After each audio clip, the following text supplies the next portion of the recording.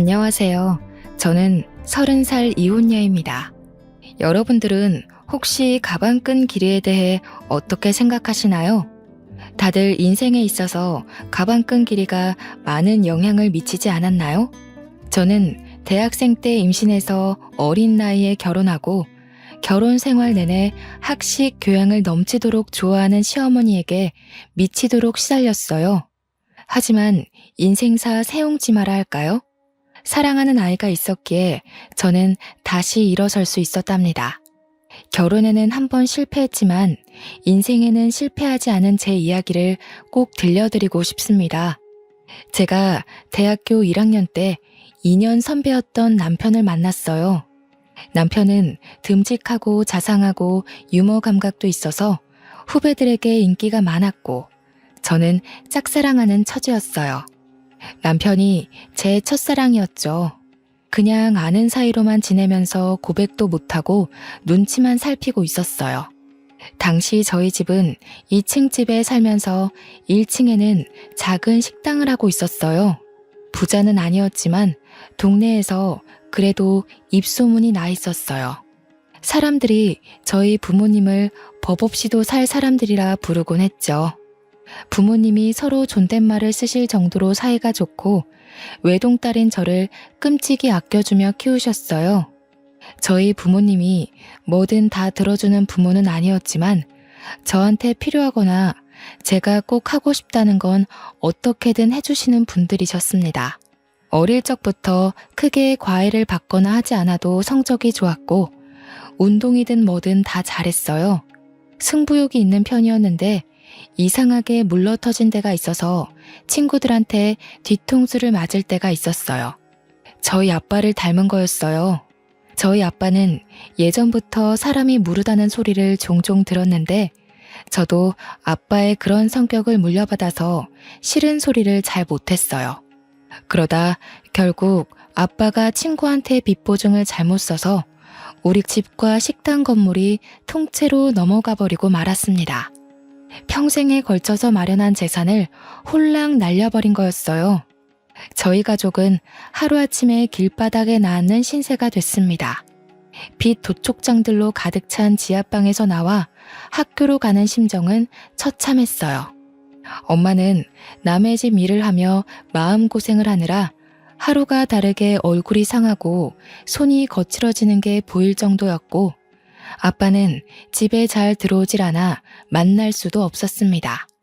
여태껏 열심히 살아온 두 분이 스스로에 대한 믿음을 잃고 모든 걸 포기할까봐 그게 제일 무서웠던 것 같아요. 친구들은 축제다 뭐다 밝고 행복하기만 한데 제 주위에만 회색 구름이 짙게 드리워 있는 것 같았어요. 수업에도 집중이 안 되고 내가 지금 뭘 하고 있는 건가? 뭘 해야 하는 건가 생각만 들더군요. 그러다가 어느 날은 학생회관 앞 자판기 앞에서 저도 모르게 쪼그리고 앉아서 무릎에 얼굴을 묻고 있었어요. 그때 누가 제 이름을 부르더군요. 고개를 들어보니 제가 좋아하던 선배가 거기 있었어요. 여기서 뭐 하냐면서 저를 벤치로 데리고 가서 따뜻한 코코아를 뽑아줬어요. 그리고 제 얘기를 들어줬습니다. 그때까지 누구한테도 힘든 내색을 하지 못했던 저는 쏟아내는 슬픔과 걱정, 억울함, 불안한 미래에 대한 막막함 같은 것들을 털어놨어요. 선배는 제 얘기를 가만히 들어주고 제 등을 토닥여주더라고요. 그날 마셨던 코코아 맛이 오래도록 생각날 정도로 그날은 제 인생에서 가장 따뜻한 날 중 하나였어요. 그날부터 선배는 제가 밥을 먹었는지 또 혼자 축 처져 있진 않은지 저를 살피고 살뜰하게 챙겨주기 시작했습니다. 또 사주고 과제도 챙길 수 있게 물어봐주고 과 모임에서 소외되지 않게 꼭 저를 챙겼어요. 나중에 보니까 남편은 그렇게 누가 됐든지 간에 다른 사람이 힘들어하는 걸 그냥 지나치지 못하는 성격이었더라고요. 이럴 때일수록 더 열심히 먹고 열심히 놀고 열심히 공부해야 하는 거야. 알겠지? 저는 남편이 그럴 때마다 고맙다는 말도 제대로 못하고 괜한 입술만 달싹이곤 했어요. 과 모임에서 술을 많이 마신 날 저를 집 앞까지 데려다준 선배의 팔을 붙잡으며 가지 말라고 했어요. 선배랑 떨어지기 싫다고요. 결국 우린 연인이 됐습니다. 저는 선배 없이는 하루도 살 수 없는 사람이 되고 말았어요. 뭐든 선배가 챙겨주다 보니 선배가 없으면 사는 게 사는 것 같지 않을 정도였어요. 너무 많이 기대서였을까요? 사귄 지 1년 만인 2학년 가을에 임신을 했다는 걸 알게 됐습니다. 생리가 늦어지는 줄도 모르고 있다가 알게 됐을 땐 이미 3달이 넘어 있었어요. 망연자실했죠. 도무지 어떻게 해야 할지 알 수가 없었어요. 남편도 아직 졸업하려면 한참 남았고 저희 집에서는 아무런 지원도 받을 수 없는 상황이었죠. 저는 어쩔 수 없이 학교를 쉬어야 했지만 남편이라도 하루라도 빨리 취직할 수 있게 준비하는 게 낫다고 판단했어요. 저희는 부랴부랴 혼인신고만 하고 결혼식은 조촐한 식사로 대신한 다음 시댁으로 들어갔어요. 당시 시댁은 24시간 국밥집을 하고 있었어요. 시댁은 처음부터 저를 안 좋아했어요. 특히 시어머니는 면전에 대고 막말을 하는데 보통 독한 사람이 아니더군요. 첫날부터 단단히 잘못 걸렸다는 촉이 오고 머릿속에 비상벨이 왱왱 울리는 느낌이었습니다. 하지만 어쩌겠습니까? 이미 아이가 생겨버렸는데요. 결혼을 해버렸는데요. 시어머니는 대놓고 저에게 우리 아들은 대기업에 들어가 앞길이 탄탄대로일 텐데 너 때문에 내 금쪽 같은 아들 발목이 잡혔다라고 했어요. 제가 공부를 못 마친 걸 가방끈이 짧다고 표현하며 툭하면 구박하기가 일쑤였죠. 학식 있고 교양 있는 것에 대한 로망이 있는지 툭하면 자기네 집안은 훨씬 더 좋은 집안의 교양 있는 며느리를 얻을 수 있었다고 했어요. 제가 없는 데서도 툭하면 제 흉을 봤어요. 시아버지나 친척들에게 베어먹지도 못한 애가 우리 집안에 맨몸으로 오다니 이게 무슨 날벼락이냐고 하소연하는 걸 여러 번 들었죠. 저는 아들을 낳자마자 산후조리도 제대로 못하고 시부모네 식당을 도와줘야 했어요.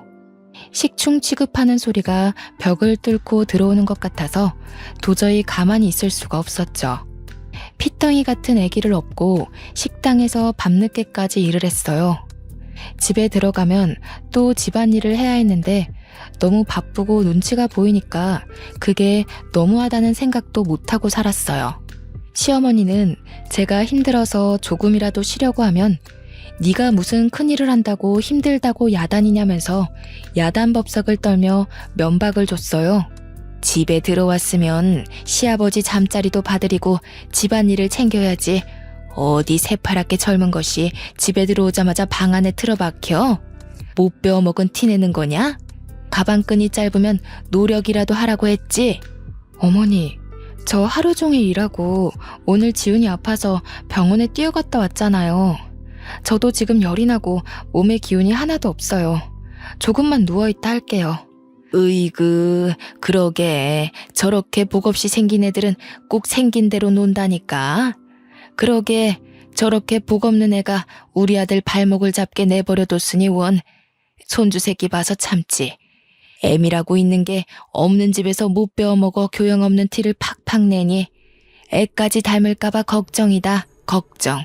처음에는 시어머니에게 대들지는 못하고 남편에게 하소연했어요.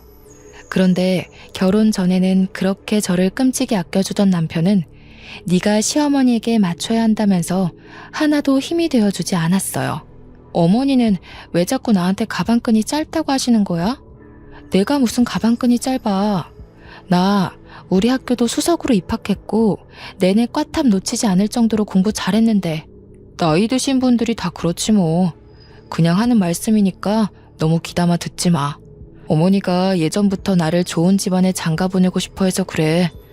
어릴 때부터 노래를 불렀다고. 우리 결혼할 때 너네 집에서 아무 지원도 못 받은 건 사실이잖아. 조금만 참으면 어머니도 다 이해하실 거야.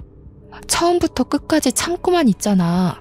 언제까지 저렇게 막말하시는 걸 참아야 해? 우리 어머니 그렇게 나쁜 분 아니야. 두 아들 키우느라고 얼마나 애를 쓰셨는데. 네가 우리 집에 들어와서 그거 하나 이해 못해줘? 가진 거 없이 결혼한 우리 탓이라고 생각해야지 뭐. 애를 나 혼자 만든 건 아니고 내가 학교도 못 마치고 결혼한 게 내 탓만은 아니잖아. 아기 가지고 결혼한 게 무슨 죽을 죄 지은 것도 아닌데 어머니는 무슨 나를 죄인 취급하시려는 것 같아. 아, 그러니까 조금만 참아보라니까. 예전에는 그렇게 따지는 성격 아니었잖아. 어른들 하시는 말에 왜 그렇게 말이 많아? 나 취직 준비하느라 스트레스 많이 받는 거 몰라? 취직 준비한다고 늦게 들어와서 식당 일도 안 도와주고 애도 하나도 안 보잖아. 아까 말했듯이 애를 나 혼자 만든 것도 아닌데 내가 왜 전부 다 뒤집어 써야 하는데? 뒤집어 씌운다니 무슨 말을 그렇게 해? 얘가 진짜 갈수록 말 조심해. 내가 나 혼자 편하자고 이 고생하는 거야?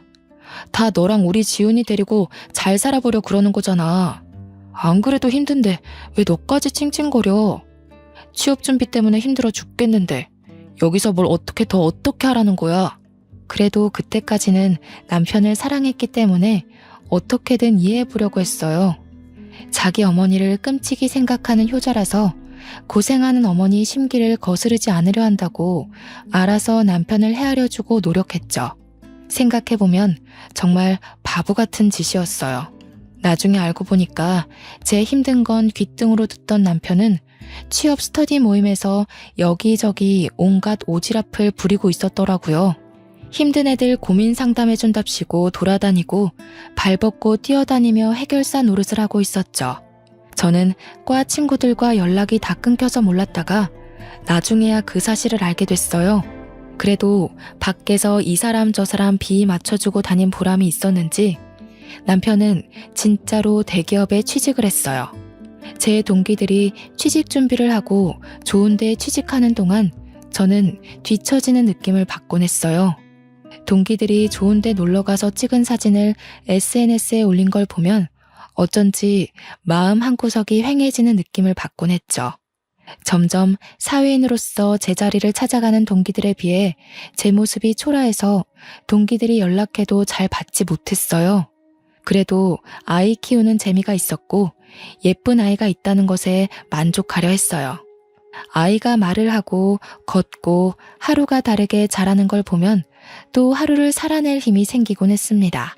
지금 생각하면 저는 어릴 때부터 커리어 우먼이 꿈이었는데 왜 그런 소박한 현실에 만족하고 구박대기 노릇을 감내했는지 알 수가 없어요. 상황에 적응하는 것도 좋지만 자기 가치를 스스로 낮추는 행동을 하면 안 된다는 걸 지금은 깨닫게 됐습니다. 그러다 애가 3살이 되던 해에 남편 형이 뒤늦게 결혼한다고 신부감을 데려왔어요. 그 집은 큰아들을 어떻게든 판검사 만들려고 애를 써왔더군요.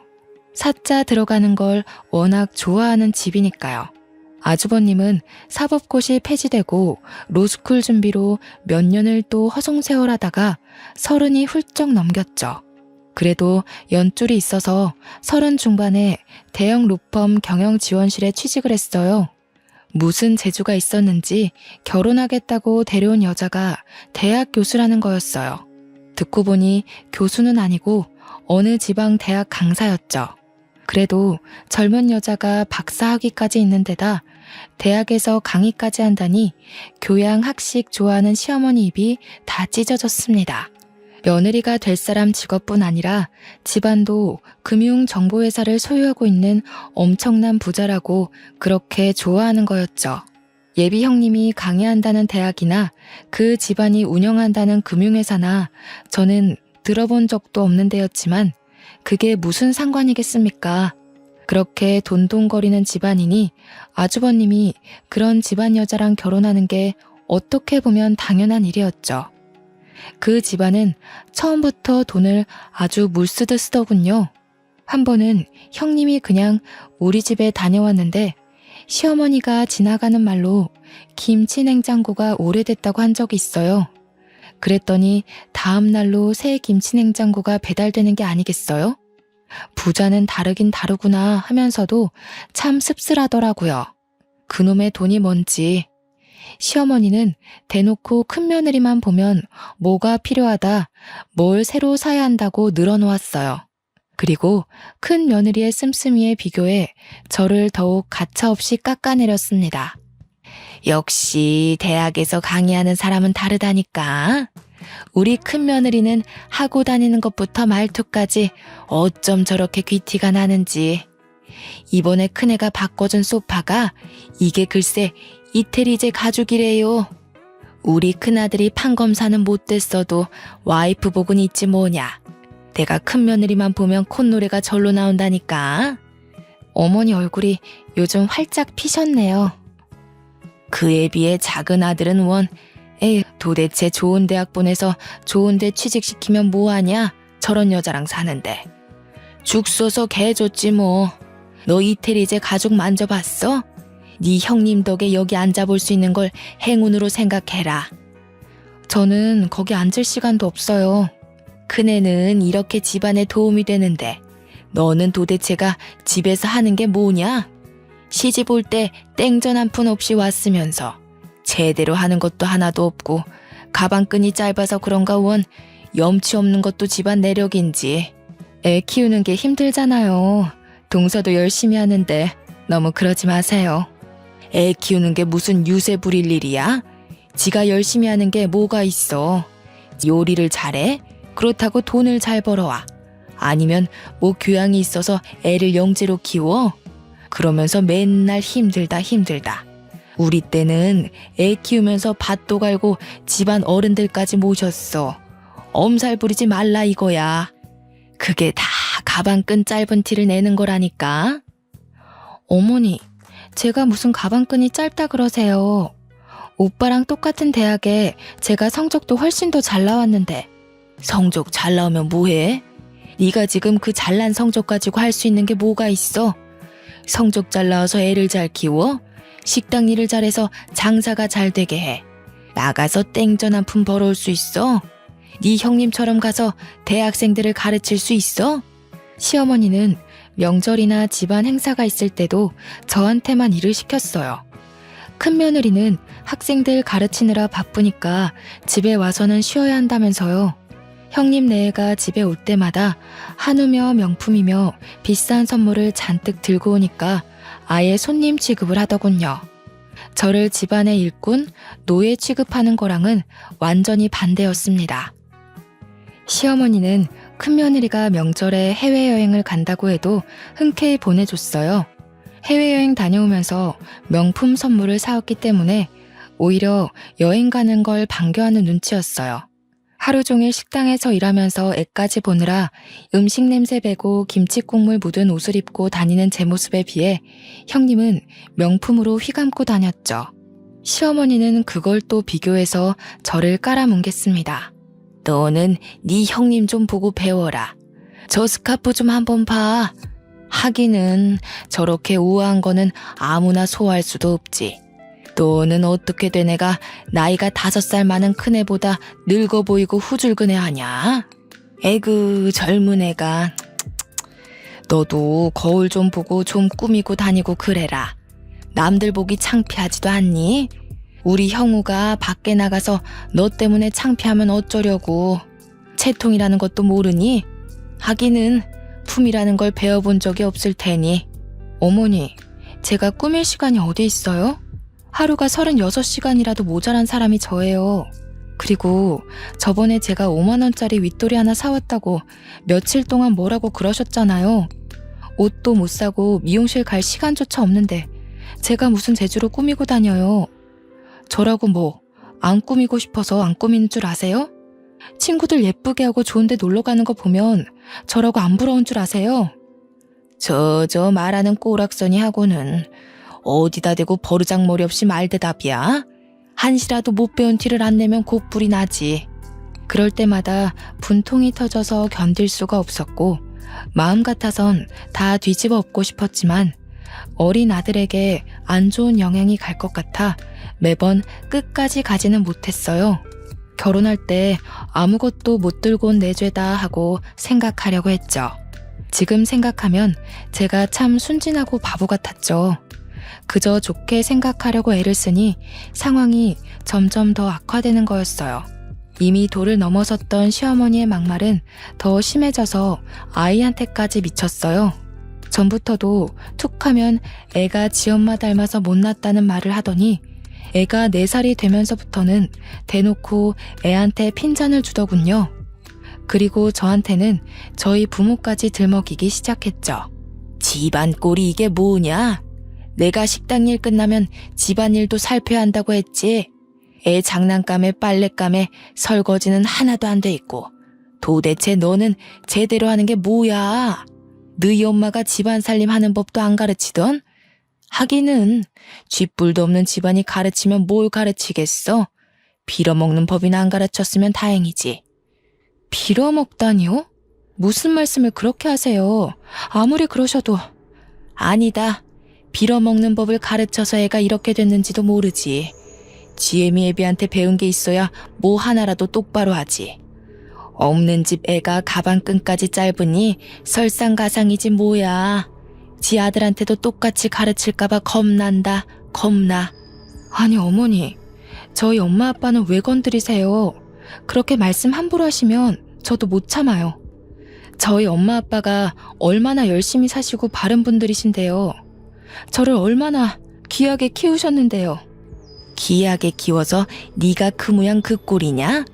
어떻게 키웠을지 뻔하지. 내가 너를 보면 너희 부모를 모르겠어? 내 눈은 못 속인다. 이 염치 없는 거사. 저희 엄마 아빠 주변에서 다 법 없이도 사실 분들이라고 하셨어요. 저희 엄마 아빠는 집안에서 함부로 큰 소리도 내지 않는 분들이세요. 어머니처럼 함부로 남의 험담하는 분들이 아니시라고요. 뭐야? 이 가방끈 짧은 년이 지금 나한테 뭐라고? 그러니까 내가 너를 보면 네 부모를 안다고 하는 거야. 어디 버르장머리 없이 시어머니한테 꼬박꼬박 말대답을 해? 네가 그렇게 못 배워먹은 티를 내니까 니네 아들이 배우잖아. 시어머니는 제 아들을 다른 사람들에게 자랑할 때는 우리 손주 하시면서 저한테 흉볼 때는 니네 아들이라고 부르면서 깎아내렸습니다. 어떨 때 보면 손주라고 생각하는 건지 원수의 자식이라고 생각하는 건지 헷갈릴 정도로 어린애한테 꼬투리를 잡고 흉을 보더군요. 한날은 애가 밥을 먹다가 옷에 음식이 떨어져서 얼룩이 좀 생겼어요. 그걸 본 시어머니가 쯧쯧거리면서 애한테 이러는 거였습니다. 에휴, 진짜 내가 저럴 줄 알았지. 지 엄마네 가족 닮아서 하는 짓이 어찌나 없어 보이는지. 지 엄마 닮아서 밥도 빈티나게 먹네. 그날 아이를 재우면서 많이 울었습니다. 잠든 아이를 쓰다듬고 또 쓰다듬었어요. 참아야 한다. 우리 지훈이를 위해 내가 못할 일이 뭐가 있겠나. 하지만 지금도 애가 자라면서 점점 눈치를 보는 게 눈에 보이는데 저런 할머니 곁에 있다가는 애를 망칠지도 모르겠다는 생각이 들더군요. 저는 그날부터 시어머니가 막말을 할 때마다 휴대폰 녹음기를 켜는 습관이 생겼습니다.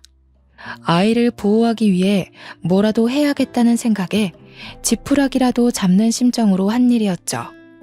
그러다 저희 엄마가 식당 근처에 볼 일이 있어서 왔다면서 들르신 적이 있었어요. 엄마는 잠깐 얼굴만 보고 간다면서 극구 사양하시는데 저는 오랜만에 만난 엄마에게 꼭 밥 한 끼를 대접해드리고 싶었어요.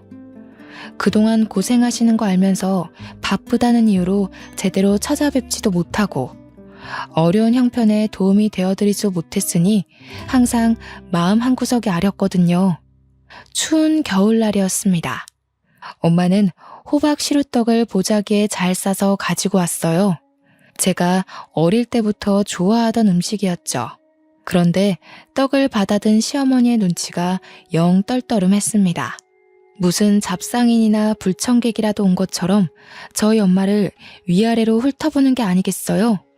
시어머니의 태도에 기분이 상했지만 엄마 앞에서 분위기를 망치고 싶지 않았던 저는 애써 즐거운 척하며 엄마를 식당 구석으로 데려갔습니다. 추운데 왜 자꾸 그냥 간다고 그러세요? 여기 앉아서 몸 좀 녹이고 조금만 계세요. 여기 설렁탕 맛있어요. 제가 금방 가져다 드릴게요. 혜인이 너는 밥 먹었니? 그렇게 아니다. 바쁜데 왜 엄마까지 챙기느라 고생할까봐 그러지. 나는 그냥 너랑 지훈이 얼굴만 보고 가면 되는데. 엄마 드릴 국밥을 준비하는데 시어머니가 한마디 하더군요. 에휴, 사돈댁에 오면서 이런 걸 선물이라고 가져오는 수준하고는 참나 어이가 없다 어이가 없어. 큰애처럼 명품까지는 바라지도 않아. 교양이라고는 눈을 씻고 찾아봐도 찾아볼 수가 없구먼. 가방끈 짧은 애를 남의 집 귀한 아들한테 맨몸으로 보내놓고 미안하지도 않나? 그런데 조금 있다가 단체 손님이 들어왔어요.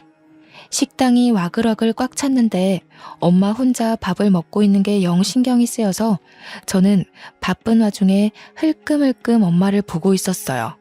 그때 시어머니가 엄마가 앉아있는 자리 바로 옆 테이블 위에 행주를 철푸덕 소리가 나게 던지더군요. 탁탁 소리가 나게 수저통도 닫고 의자도 정리하며 밥 먹는 엄마가 눈치를 보게 했습니다. 손님들이 더 올 텐데 자리가 없어서 어떡하냐면서 말이죠. 그러더니 카운터 쪽으로 오면서 이러는 거였습니다. 아유, 못 배운 집안이라 그런가 밥 먹는 것도 눈치코치 없이 먹네. 피꺼소시란 말 아시죠? 아무 말도 못하고 시어머니 하는 양을 겪는 줄로 보던 저는 말 그대로 피가 거꾸로 솟는 걸 느꼈습니다. 혹시 엄마가 들었을까봐 조마조마하면서 엄마 쪽을 쳐다봤어요. 다행히 엄마는 못 들었는지 아무렇지 않은 표정으로 밥을 마저 다 드시더라고요. 그날 저녁 빨래를 개고 있는데 시어머니가 안방에서 시아버지게 하는 말이 들렸습니다. 우리 엄마 흉을 보더군요. 큰며느리네는 좋은 식당을 예약해서 대접하는데 안 그래도 딸을 빈손으로 보낸 주제에 코딱지만한 식당에 와서 꾸역꾸역 밥을 먹고 있다면서요. 저는 개고 있던 수건을 그대로 팽개치고 방으로 들어왔습니다. 하루 종일 뼈 빠지게 일해서 돈 벌어주는데 엄마에게 밥 한 끼를 대접해드리는 것도 눈치를 봐야 한다는 사실에 저는 이성의 끈을 놓치고 말았습니다. 그리고 밤늦게 돼서야 집에 들어온 남편에게 오늘 있었던 일을 말하면서 따졌습니다. 나를 무시하는 것까지 그렇다 치려 했지만 지훈이랑 우리 엄마 아빠한테까지 함부로 굴고 막말하는 건 못 참아. 이제 더는 못 참는다고. 내가 이 집 노예야? 솔직히 나 없으면 식당 운영할 수나 있어? 하루 종일 일하고 애까지 보는데 내가 우리 엄마한테 밥 한 끼 못 대접해줘? 내가 너네 엄마 밥 주지 말라 그랬어? 하루 종일 일하고 온 사람한테 생 난리를 치네. 왜 별것도 아닌 것 가지고 난리를 치고 그래? 엄마 들으면 어쩌려고? 뭐라고? 지금 그걸 말이라고 하는 거야?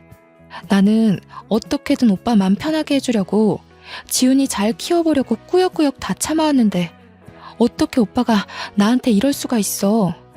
맨날 늦게 들어오고 일 때문이라고.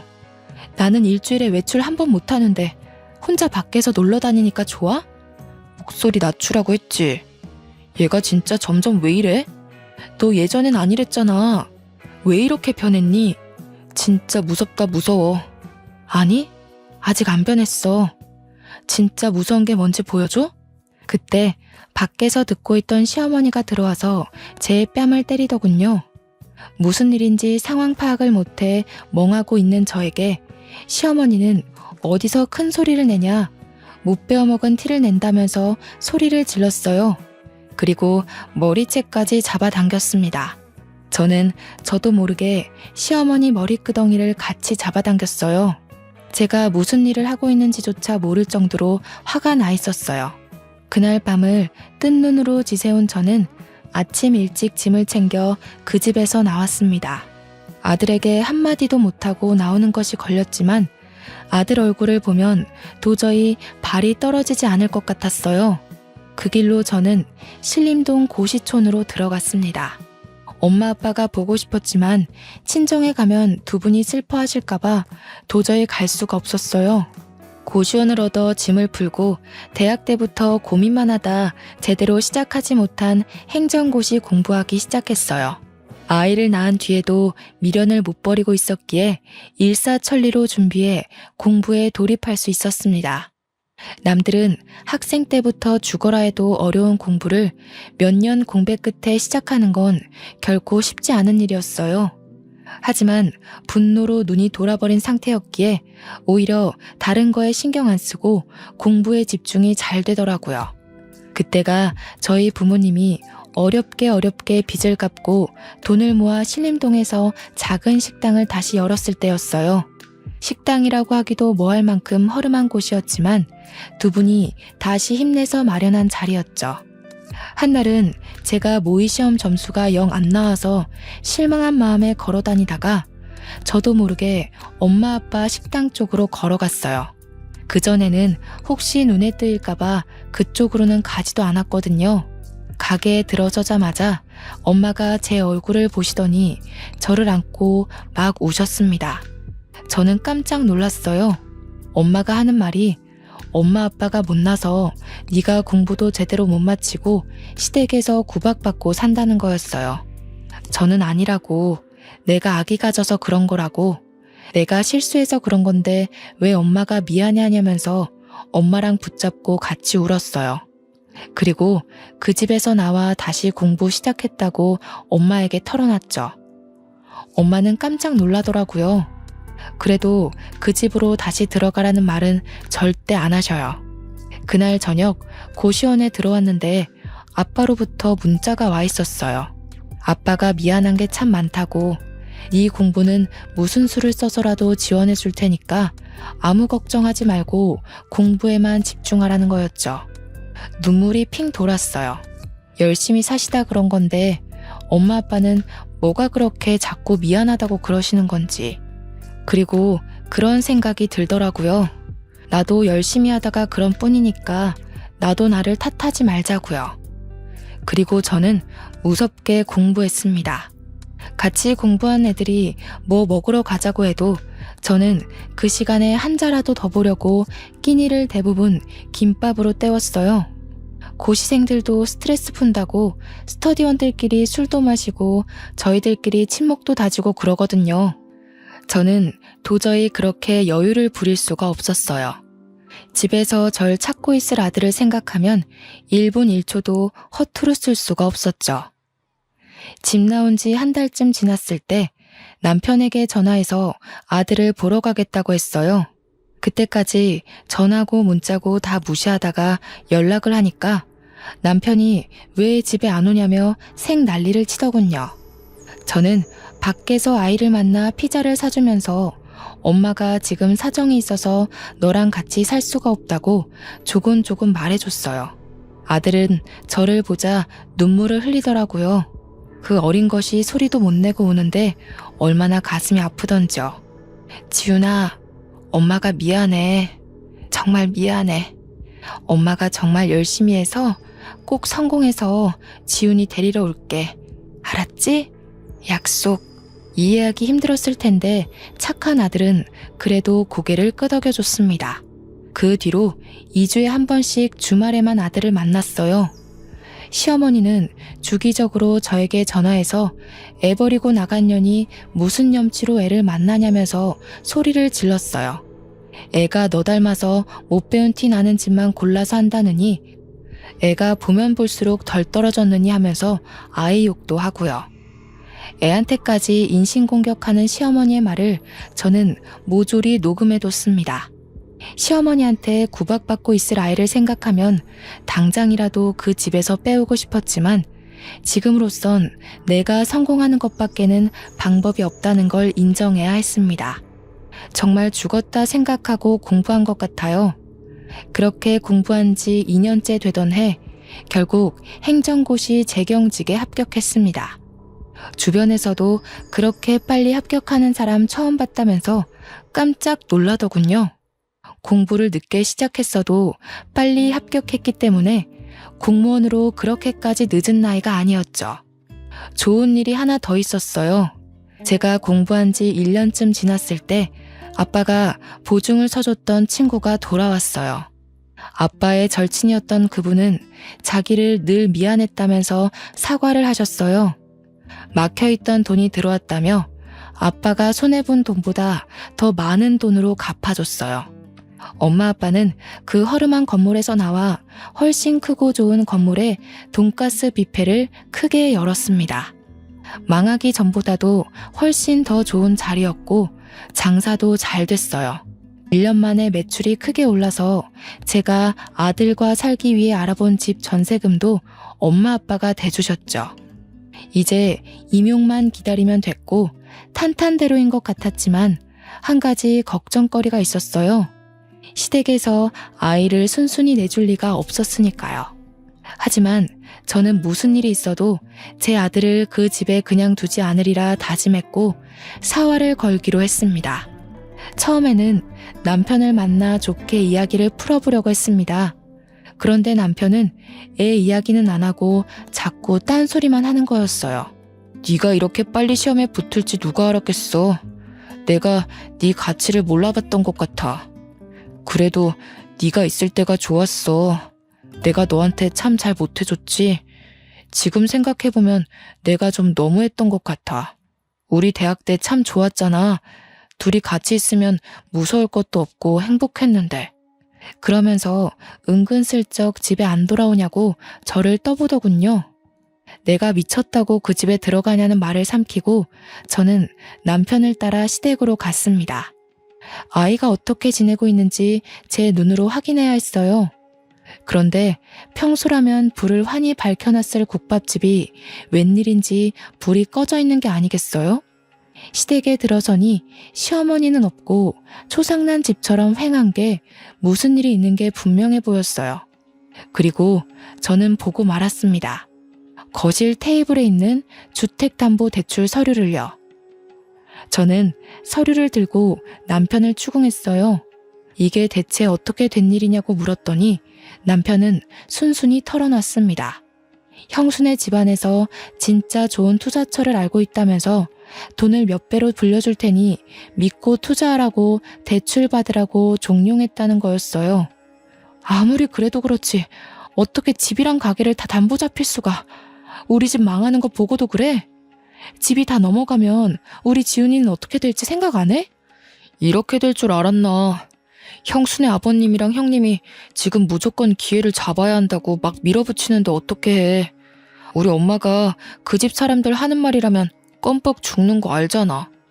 그 집처럼 돈 펑펑 쓰고 살게 될 줄 알았지 뭐. 근데 알고 보니까 그 집안, 그 집 사람들 다 말을 말아야지. 무슨 말이야? 왜 말을 하다 말아? 그러게, 내가 전부터 그랬잖아. 돈이라는 건 정직한 거라고. 공짜로 돈 벌어준다는 사람들은 의심부터 해야 한다고 했잖아. 그 집 사람들 처음부터 좀 이상했어. 왜 순진무구하게 그 사람들 말을 다 믿고 그래? 아, 그러게 말이다. 네 말을 들었어야 하는데. 그 집 사람들 지금 주식 조작으로 잡혀갔어. 형수님 아버지랑 다. 뭐라고? 내가 하는 말은 귓등으로 듣더니 꼴 좋다. 이제 어쩔 거야? 모르겠어. 나도 모르겠어, 혜인아. 우리 이혼 다시 생각하면 안 될까? 지금 형이랑 형수도 이혼하는 판에 나까지 이혼하면. 집에 돌아가서 TV를 틀어보니 뉴스에서 형님네 집안에서 운영한다던 금융정보회사 이야기가 나오고 있더군요. 그 집 가족들 다 줄줄이 구속됐다는 거였어요. 그때가 또 한창 모 연예인의 박사학위 논문 표절 사건으로 떠들썩할 때였어요. 그런데 전문대 강사도 박사학위 논문 표절이라는 제목의 뉴스에 나오는 실루엣과 대학 이름이 어디서 많이 보던 거였어요. 저는 형님이 강의한다던 학교 홈페이지에 들어가 봤습니다. 거기엔 디자인과 땡땡땡 강사 박사학위 취소건에 대해 사과드립니다. 라는 제목의 게시물이 맨 위에 올라와 있었죠. 형님의 박사학위 논문이 표절률 85%로 취소된 거였죠. 학위 논문뿐 아니라 석사 논문까지 표절한 거였더군요. 시댁이 그렇게 좋아하던 교양과 학식, 그리고 돈까지 모두 사기였던 것입니다. 저는 더욱이 빨리 아이를 데려와야 한다는 생각에 마음이 급해졌습니다. 얼마 뒤 소송 준비가 끝났을 때 시어머니가 저희 엄마 아빠 식당에 찾아왔습니다. 무슨 바람이 불었는지 사기꾼 며느리한테서 받은 명품 스카프를 두르고 와서는 가게를 구석구석 살피더군요. 제법이구만. 못 배운 집이 가게 좀 크게 내봤자지. 어디 밥이나 좀 내와봐라. 얼마나 잘하는지 보자. 저는 시어머니란 인간은 꼴도 보기 싫고 말도 섞기 싫었었지만 아이 문제를 해결해야 했기에 침착하게 대꾸했어요.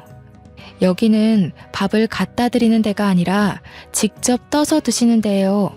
조금 있다 올 테니 식사하고 계세요. 군뱅이도 구르는 재주가 있다더니 쟤까지 꽤 그래도 용 빼는 재주가 있었나 보지? 행정고시인지 뭔지 그거 합격하면 월급이 얼마나 되는지는 모르지만 말이다. 잘난 체 하지 말라 이거야. 애새끼 버리고 간 년이 잘 되면 얼마나 잘 되겠냐만. 내가 지훈이를 봐서라도 이제라도 용서를 빌면 용서해주마. 애한테는 그래도 엄마가 있어야지. 어머니한테 용서 빌릴 한 적 없어요. 이상한 소리 마시고 식사 안 하실 거면 나가세요. 저 말하는 꼬락서니 하고는 네가 그러니까 본데 없는 년이라는 거야. 니까짓게 시험 좀 붙었다고 근본이 달라지는 줄 알아? 좋은 말로 할 때 저는 시어머니 말을 무시하고 가버렸어요. 제가 변호사와 통화한 뒤 나가보니 홀이 난장판이 돼 있더군요. 시어머니가 밥을 안 떠준다면서 직원들에게 삿대질을 하고 머리채까지 잡은 거였어요. 정말 황당하기가 이를 데가 없었어요. 행패를 부리는 것도 정도가 있지. 시어머니는 그래도 분이 안 풀렸는지 고래고래 소리를 지르고 있었어요. 손님들은 물론 주방 직원들까지 나와서 미친 여자가 하는 꼴을 구경하고 있었죠. 아니, 어디서 서빙이나 하는 것들이. 밥을 가져오라면 가져올 것이지. 내가 너같이 천한 것들한테까지 무시당할 줄 알아? 당장 무릎 꿇고 사과해. 사과 안 해? 저는 주방으로 들어가 양동이에 물을 받아가지고 나왔습니다. 그때까지도 소리를 지르고 있는 시어머니에게 다가가 물을 냅다 뿌려버렸어요. 시어머니는 물에 빠진 생쥐꼴이 되어서도 악을 바락바락 쓰는데 진짜 악귀가 따로 없더군요. 가방끈 짧은 년이 내 아들한테 들러붙을 때부터 알아봤어야 했어. 우리 집안 말아먹은 것까지 모자라서 나를 무시해? 어휴 분해. 내가 오늘 이 집안 아장 내버리지 그냥 갈 줄 알아? 교양 그렇게 좋아하시더니 사기꾼 집안한테 당하고도 아직도 정신 못 차리셨어요? 어디서 뺨 맞고 여기 와서 화풀이세요. 사과는 어머니가 저희 직원들한테 하셔야죠. 진짜 교양 없이 왜 이러세요? 그리고 제가 여태 알면서도 가만히 있었는데 가방끈 짧은 건 어머니 아니에요? 중학교 때 퇴학당해서 초졸이시라면서요. 학벌 콤플렉스 때문에 교양 하시는 걸 알겠는데 사기꾼은 조심하셔야죠. 뭐야? 인연이. 시어머니가 저한테 달려들어 머리채를 잡으려 할 때 저희 아빠가 중간에 끼어 시어머니를 밀쳐버렸어요. 이 여자가 진짜 미쳤나? 남의 집 귀한 딸한테 감히 뭐가 어쩌고 어째?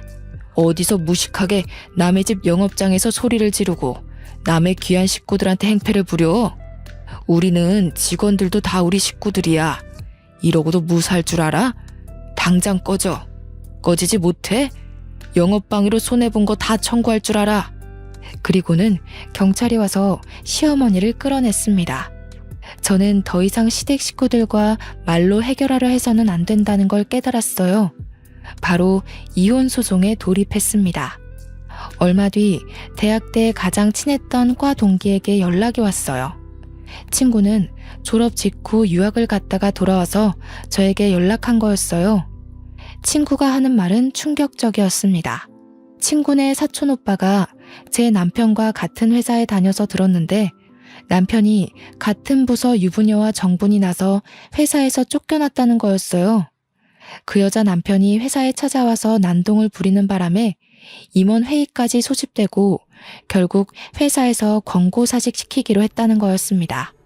들어보니 남편은 또 고민 상담 해준답시고 그 여자와 가까워졌다는군요. 이렇게 오지랖을 넓게 쓰더니 결국 제 발등을 찍은 거였죠. 이제는 화도 안 나더라고요. 솔직히 속이 시원했습니다. 시어머니가 저를 그렇게 괴롭히고 하대해도 강 건너 불구경이더니 꼴 좋다는 생각만 들고요. 그 뒤로 어떻게 됐냐고요? 시간이 걸리기는 했지만 소송을 통해 양육권을 가져왔습니다. 남편이 직업이 없는 데다 시어머니가 애를 정서적으로 학대한 정황이 명확했기 때문에 어렵지 않게 양육권을 가져올 수 있었어요. 그 인간이 빈털털이라 양육비는 얼마 못 받았지만 제가 그 집 식당에서 하루 종일 일하며 재산 증식에 도움 준 것이 인정돼 위자료도 1억 가까이 받게 됐어요. 시댁이 돈을 잃은 건 제 탓이 아니니까요. 시댁 식구들은 남편은 물론 시아버지까지 저에게 전화해서 회유도 하고 화도 내며 돌아오라고 매달렸습니다. 제가 미쳤습니까? 콧방귀도 끼지 않았죠. 고생 끝에 낙이 온다는 게 이런 걸까요? 이제는 아들과 함께 알콩달콩 행복할 일만 남은 것 같습니다. 사랑이라 생각했던 게 저를 배신했고 결혼 생활은 저를 밑바닥으로 끌어내렸지만 저는 힘든 시간들을 통해 깨달음이라는 훨씬 더 큰 선물을 받았거든요. 지금까지 제 이야기를 들어주셔서 감사합니다. 마지막으로 여러분도 인생에 시련이 온다면 거기가 끝이라 생각하지 마시고 한 번 더 도전하셨으면 좋겠다는 말을 꼭 하고 싶어요. 시련이지 실패가 아니라는 말도 있잖아요. 추운 날씨에 감기 조심하시고 우리 인생 파이팅입니다.